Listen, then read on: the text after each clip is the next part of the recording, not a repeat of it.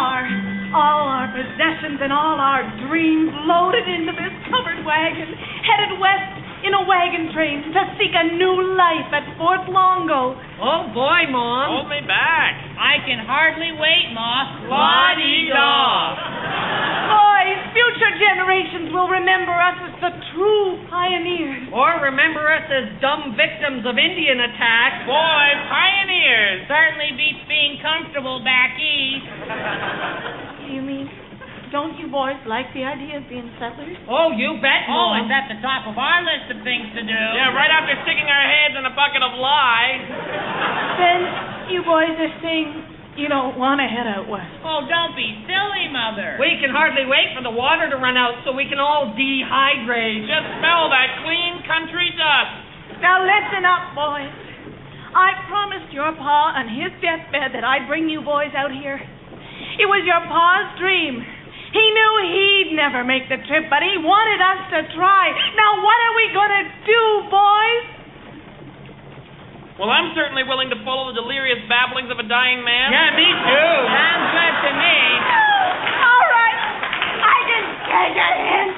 We're turning back. Oh, wonderful. We get to go back to the tenements out east. I can't wait to see the city grime again. Way to go, Mom. Oh, yeah, head back east. Well, Leslie, sounds as if them noisy folks are finally heading off. Don't bet on it, Cap. They've been turning around and riding back the whole ways out. Can't seem to make their minds up no way. Ah, well, the West will always be here. Plenty of room for everybody. I wouldn't bet on it, Cap. What do you mean, Leslie? Well, I mean, the future's gonna bring about some powerful changes in most everything, Cap. Well, how you figure it, Leslie? Well, I have no crystal ball or nothing. Yeah, but what do you figure the future's gonna be like? Well, the ways I see it, Yeah? someday there'll be no more wagon trains at all. The West Coast here will be filled with people, and no one will use horses no more, because everyone will have their own self-powered buckboards painted all sorts of different colors, metal flake red and blue. And everyone will have their own telegraph machines that you can talk through. And they'll be saying things like, love you, babe, and lunch real soon. And you'll be able to keep your food fresh in a big, cold box that you'll be able to get in white and avocado. It'll have an automatic ice cube maker and a lettuce crisper and a special butter compartment with a hard, medium, and soft switch. And you'll be able to use this thing for communicating with other people by pinning notes to it with fruit-shaped magnets.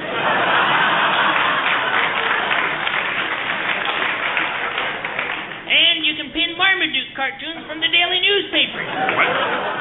What? Daily news? You expect me to believe someone's gonna be able to put out a newspaper every day? Just seeing how far I can string you along. You almost had me there, Leslie.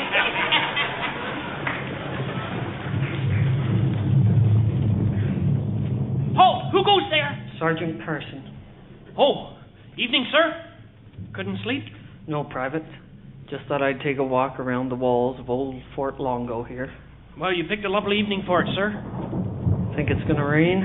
Oh, I wish, sir, but I'm afraid that's just heat lightning. Well, at least we know that wagon train isn't out there in a storm. No, sir, they'll be dry enough.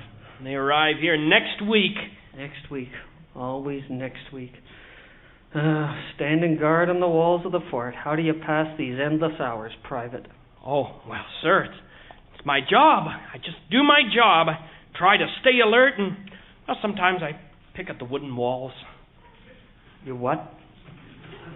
I pick at the boards. See, sir, like this. Yeah, I picked off a piece the size of a toothpick. And this relieves the tedium. Oh, yes, sir. Well, of course, as long as I'm standing guard at a nice pine board. Oh. You know, maple's different. Maple? I'm lucky if I can pick off a little fut from a maple board. A fut? Well, that's what I call the little pickings, sir. See, the big ones I call dimps. Dimps. Yes, sir. That's a stupid name, Private. Well, it's just a name I made up, sir. It's a stupid name. Dimps, the very idea. Oh, you picked off a big dimp, sir. It's not a dimp.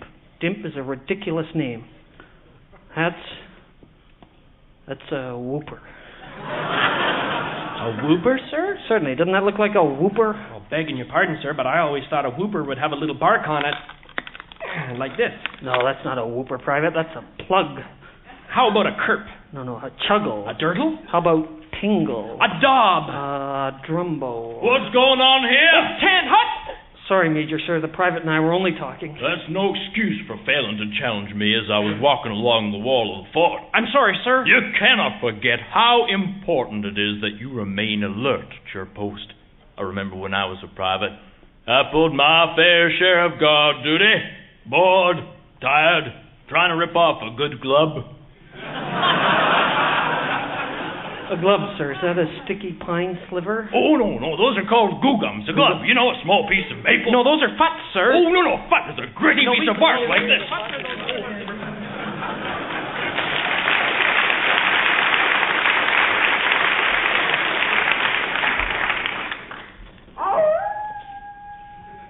So, young fella, you aiming on heading out west and being a cowboy? Maybe.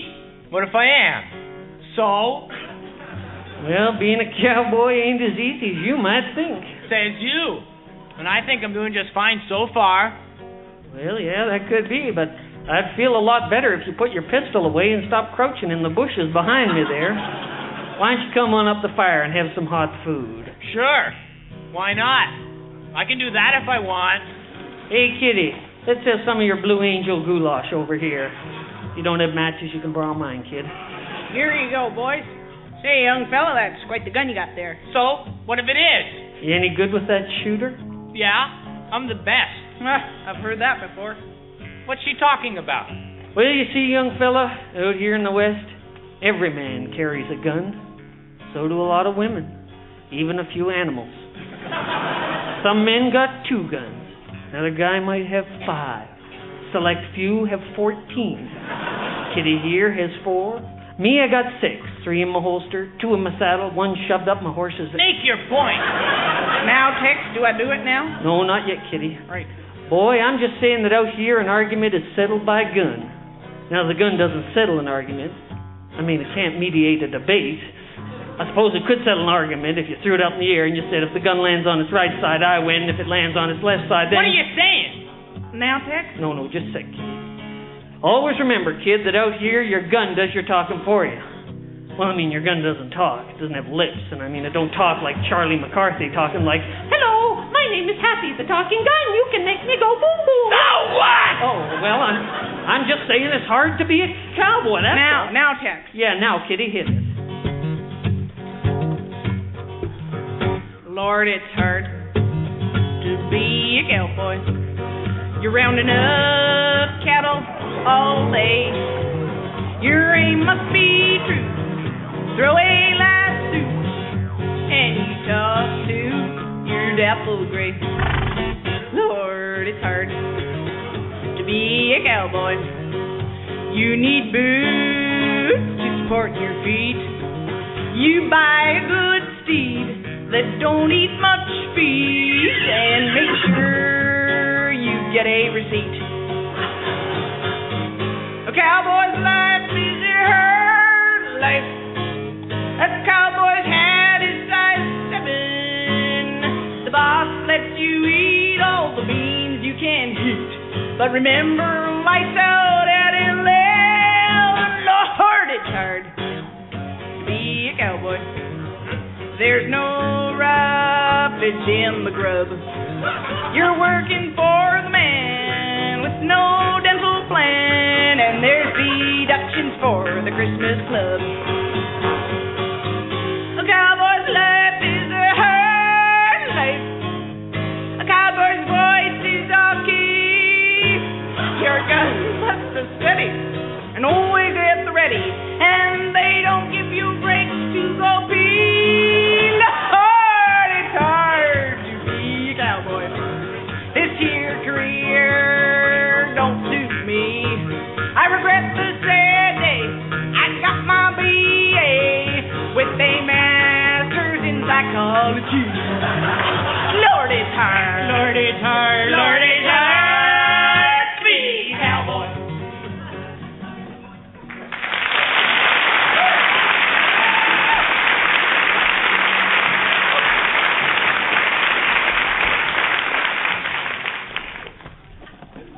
Take those close to me, little one. We will set up our ambush here. Keep your eye clear and your aim straight, my son. Hunting the roadrunner bird in the evening is the most difficult of trials for a young Apache brave. Yes, Father. Why does your attention stray? Well, I sense that the air about us is thick with an odor of foreboding that bespeaks the souls of our ancestors carried on the still desert wind. Yes. That's because they're burning buffalo chips over in that wagon train. Ooh, strong. There is the roadrunner, Father. Meep, meep. There are two figures, Father. Silence. Keep your mind and aim for the bird at the front of the cloud of dust, whose legs are a blur as if they go in a complete circle. Now shoot. Yes, Father. Meep, meep, meep, meep. We missed the roadrunner, Father. Then what could we have hit? It is a coyote, Father. With some sort of pack on his back. What medicine is this? It says Acme Rocket Company. I do not understand. Perhaps it is a gift from the elder gods, my son. The elder gods? Yes, it is time you learned of them. You skin the fine fur from the coyote while I tell you of the elder gods. Yes, Father. Back before all time. When, Father? Back before all time. When was that? How many moons? How many rains? Before the moons or the rain. Well, could you be more specific? Have patience, Jumping Mouse. Listen and learn. Back before all times there was an eagle who was the mother of us all. But Red Fawn is my mother. The great eagle is mother of your mother. Grandmother was an eagle? For Christ's sake, I'm speaking metaphorically. At this time there was nothing in the world except the eagle, and she built herself a nest from tumbleweed. Where did the tumbleweed come from? What? Well, if this was back when there was nothing, where did the tumbleweed come from? The great eagle created it. Well, if she could create tumbleweed, why didn't she just create a nest? The great eagle works in mysterious ways. Are you going to pay attention or not? I'm sorry, Father. All right. Now, the hawk who lived in the nest of his sister, the great eagle... The hawk?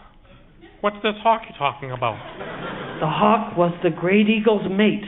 You just said that they were brother and sister. Well, things were looser in those days. One day the hawk and the eagle had a feast of rabbits. But where... She created the rabbit. And when they were done, the great eagle gave birth to every animal that walked. How could she... She had big hips.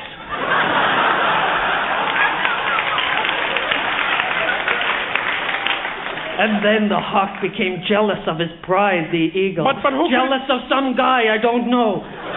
Anyways, the hawk took the nest and set it on fire and threw it into the sky. And that's the story of how our son came to be in the sky. Yes. And that's the end. And that's all. Yes. And no questions, please.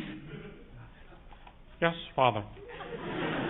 You understand, my son? Yes, Father. The sun is a bunch of tumbleweeds burning in the sky. But there is one thing I do not understand. And what is that, little one? Well, I always sort of assumed that the sun was a molten ball of hydrogen fusion that was 100 million miles from the Earth. You are still young, Jumping Mouse. Someday when you grow older, you may start to see things more clearly as I do. Yes, Father. Now come. We will have a feast of Acme coyote. Yes, Father.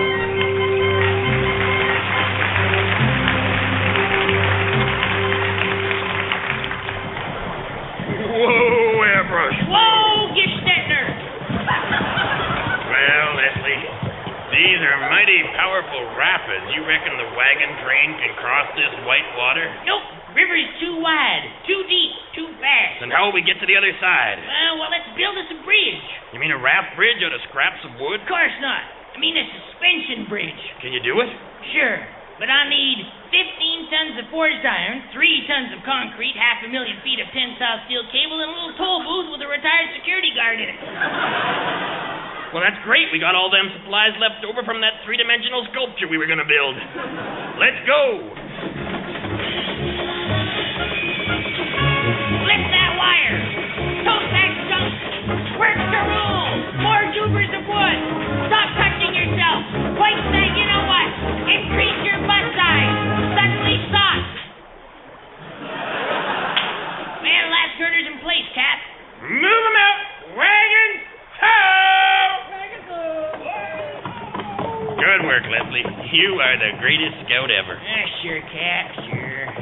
What's wrong, Leslie? Well, if I'm such a great scout, how come I ain't famous and popular? Well, you're popular around here, Leslie. I mean, everyone appreciates your hunting and tracking and engineering. Yeah, but you read about Buffalo Bill and Wild Bill Hickok and all the Penny Dreadfuls. Why them and not me? Well, you know, Leslie, they got themselves real good nicknames. I got me a good nickname, too. Yeah, I know. Well-dressed Leslie, the chicest fashion plate west of the Pecos. Don't know why no one ever calls me by it. Well, maybe it ain't right. Not right? Well, feel that material. Yeah. That's the best velour. I know that, Leslie, but is velour all that important to a cowboy? Is velour important to a cowboy? Why, Cap, I think you'd better sit back in your saddle and listen to this. Music, maestro. A cowboy's life is a lonely life, and no man calls him friend. Who does he have if he don't take a wife who's by his side in the end? Oh, horses come and horses go, and all that's left is manure.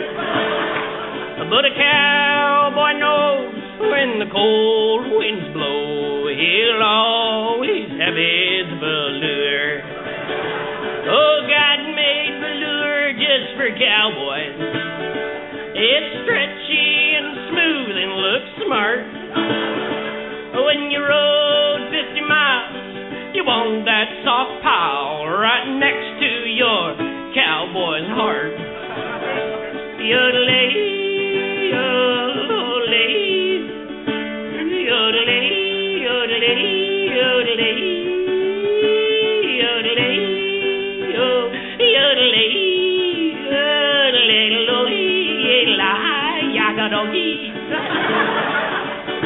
Oh, God made velour just for cowboys. Velour for his chaps and his vests. His 10-gallon hat is velour, and that's that. He's the comfiest man in the West. Very nice, Leslie. That's, very nice. So don't tell me that velour isn't important. Yeah, I stand corrected, Leslie, but perhaps your dressing habits don't belong in your nickname. No? Then what does? Well, let you and me think. We'll just brainstorm here for a bit.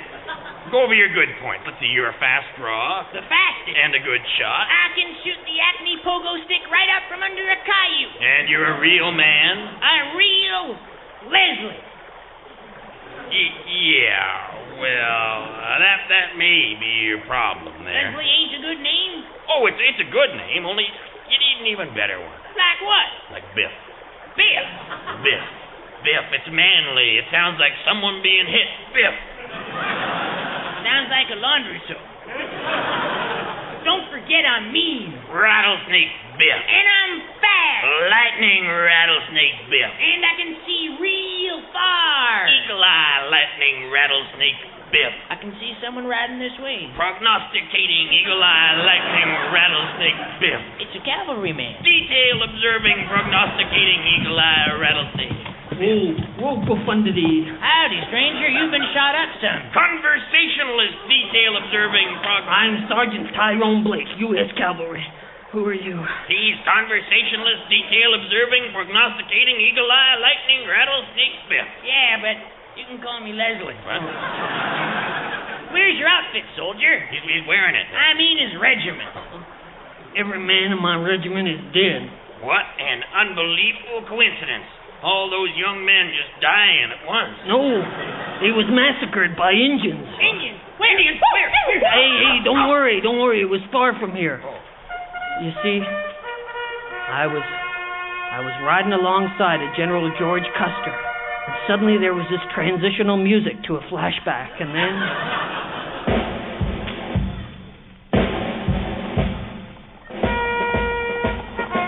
Beautiful day for a battle, isn't it, Sergeant? I suppose so, General Custer. Certainly it is. And you know why?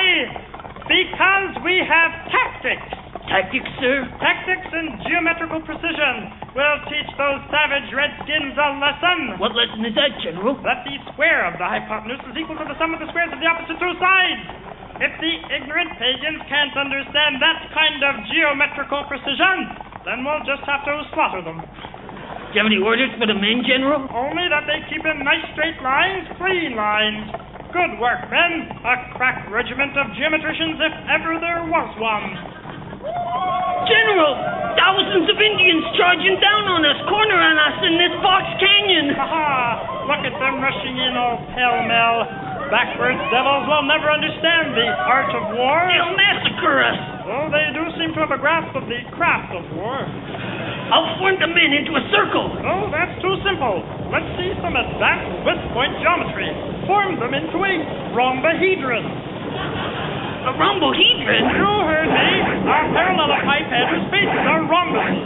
The men are getting hit, sir. Maybe we could just go for a simple rhomboid. Oh, rhomboid? That's not military. Form a classical pentagon. Oh, I'm hit. That's where hurrying gets you. An arrow through the arm. Remember tactics and geometrical precision. But, sir... Let's do a truncated oblate spheroid. It's a three-dimensional shape, so some of you will have to climb on top of each other's backs. But, sir, there's only 4 of us left. Oh, well, let's do a square. Only 3 men left. Triangle. 2 men, sir, you and I. Bisecting lines.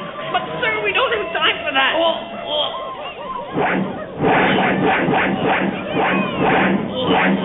General, you've been hit by 20 arrows. All right. I'm forming myself into an asterisk. What? 1 man left, me. That means a straight line right out of here. And then when the Indians saw the look of fear on my face, they all laughed so hard they couldn't aim, and I ended up here, and where am I? You're aboard my wagon, Sergeant. How'd I get here? Old conversationalist, detail observing, prognosticating, eagle eye lightning, rattlesnake Biff, the scout, brought you to us 5 days ago, and you've been flashbacking the whole time. Why, we're almost at Fort Longo now. Well, I'm just glad to be alive. Well, we're happy you're alive, too. Oh, yeah, we're ecstatic. Thank God, it's a real live boar. Oh, yeah. Whoa, appendectomy, whoa. Stop your wagons, folks. What's the matter? Is something wrong? Have we arrived at Fort Longo? That's right. Wagon, Fort Longo. It's gone. The walls, everything. Well, I don't understand it. Me neither. How could anyone have pulled down those huge wooden walls? Okay, pick off this bit of oak. That's a dunner. Dunner? No, that's a boot. No, this is a boot. I thought we were going to call those dimps. No, those are fut. Dunner right We're going to call those fut.